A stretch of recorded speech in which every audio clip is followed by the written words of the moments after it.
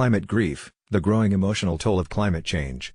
When the UN released its latest climate report in October, it warned that without unprecedented action, catastrophic conditions could arrive by 2040. For Amy Jordan, 40, of Salt Lake City, a mother of 3 teenage children, the report caused a crisis. "The emotional reaction of my kids was severe," she told NBC News. "There was a lot of crying. They told me, 'We know what's coming, and it's going to be really rough.' She struggled too, because there wasn't much she could do for them. I want to have hope, but the reports are showing that this isn't going to stop, so all we can do is cope," she said. The increasing visibility of climate change, combined with bleak scientific reports and rising carbon dioxide emissions, is taking a toll on mental health, especially among young people, who are increasingly losing hope for their future. Experts call it climate grief, depression, anxiety and mourning over climate change. Last year, the American Psychological Association issued a on climate change's effect on mental health. The report primarily dealt with trauma from extreme weather but also recognized that gradual, long-term changes in climate can also surface a number of different emotions, including fear, anger, feelings of powerlessness, or exhaustion. In the last few months, a string of reports have delivered dire warnings. The UN report said the worst effects, such as the flooding of coastal areas caused by rising sea levels, drought, food shortages and more frequent and severe natural disasters, could arrive as soon as 2040. In November, the Trump administration released a report with similarly alarming findings. Both reports said cutting greenhouse gas emissions could still avert many of these effects, but a study earlier this month found that after holding steady from 2014 to 2016, emissions rose in 2017 and are on course to in 2018. The reports came amid a string of powerful natural disasters, including some that wiped out entire communities, such as incinerated by the Camp Fire, and Mexico Beach, Florida, by Hurricane Michael. According to a Yale, anxiety is rising in the U.S. over the climate. 62% of people surveyed said they were at least somewhat worried about the climate, up from 49% in 2010. The rate of those who described themselves as very worried was 21%, about double the rate of a similar study in 2015. Only 6% said humans can and will reduce global warming. Dr. Lisa Van Susteren, a psychiatrist in Washington and co-founder of the said it's becoming harder for patients to ignore the threats of climate change.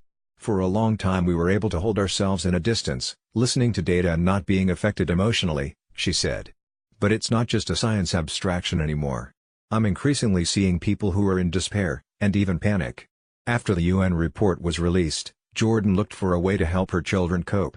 She saw a sign at her church for a support group that deals with the issue, founded by Amy Rayo, 30, and Laura Schmidt, 32, Good Grief offers a 10-step program to help people deal with collective grief, issues that affect a whole society, like racism, mass shootings and climate grief. The program runs as a 10-week cycle, each weekly meeting tackling a different step. It's currently in its 3rd cycle in Salt Lake City and is also running online. The steps encourage participants to confront their climate fears and sadness and acknowledge that they are part of the problem as polluters in a carbon-fueled system, but also find the motivation and strength to be part of the solution. What helps people is building community, talking openly about the problem and how it affects them, Schmidt told NBC News. "There's a lot of pain about the climate people are bottling up." For Jordan, who works as an interpreter of American Sign Language, the program has been helpful. "Grieving with other people is so healing. Being able to talk openly and cry it out," she said.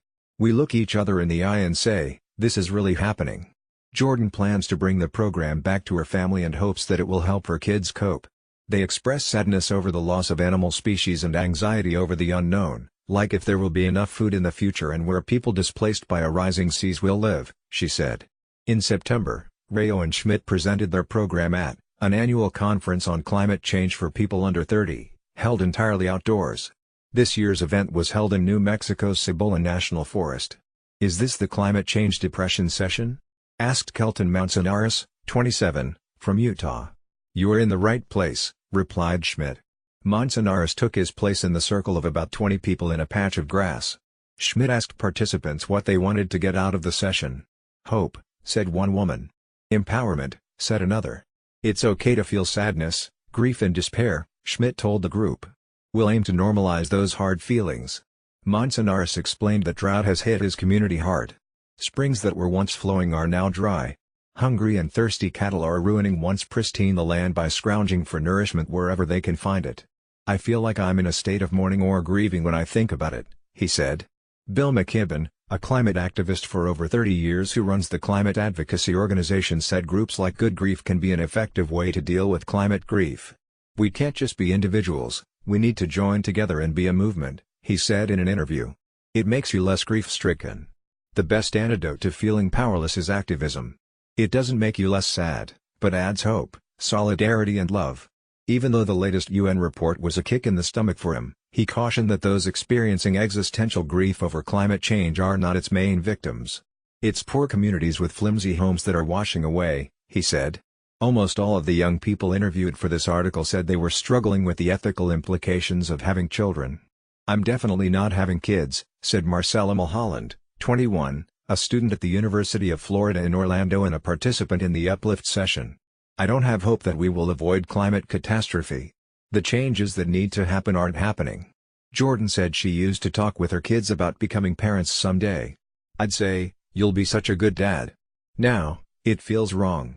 They don't talk about it anymore either, she said. Antonia Cerigito, 26, a radio producer in New York City, is conflicted. "If I did have kids, they would have the worst life ever," she said. But an environmental scientist told her that raising a climate-conscious child could be better than not having a child. "That did wonders for my anxiety, hearing that from a scientist. So now I'm not sure." At Uplift, Manzanares, who was about to become a father, said having a baby gives him hope. "It's the most positive affirmation I can make about the future," he said. "We aren't giving up. This is a multi-generational problem. Even with all the evidence, it's still difficult to seriously discuss mourning the climate. It's culturally acceptable to talk about all kinds of anxieties, but not the climate," said Van Susteren, the climate psychiatrist. "People need to talk about their grief. When you do nothing, it just gets worse." The Yale survey found that 65% of those surveyed discuss global warming never or rarely. Jennifer Atkinson, a professor of environmental humanities at the University of Washington in Bothell, will teach her second course on climate grief next semester. She offers the course to students in the Environmental Studies program to help prevent the burnout that can develop by confronting the problem daily. Some students say they're going to change majors, design video games. "This is too depressing," she told NBC News. When the course was first offered last spring, Atkinson and the school received support, but also a fair amount of ridicule. "Do the students roll out nap mats and curl up in the fetal position with their blankies and pacifiers while listening to her lectures?" Sent to the school, she wrote in an opinion essay. The inability to talk about the issues could be fueling scene in young people, Van Susteren said. "Think about it, do you always understand what is really bothering you deep down?" she said. "The constant barrage of news that the world is ending takes a toll. For some young people, the sadness is caused by inaction." Cindy Chung, 17, of Bayonne, New Jersey, is an activist with a network of high school students who advocate for environmental measures on a local level. She struggles to understand how people, especially adults, can continue with business as usual. "It wasn't our choice to be born into a doomed world," she said. "All this terrible stuff can happen by 2030, and I won't even be 30 years old. It's so frightening."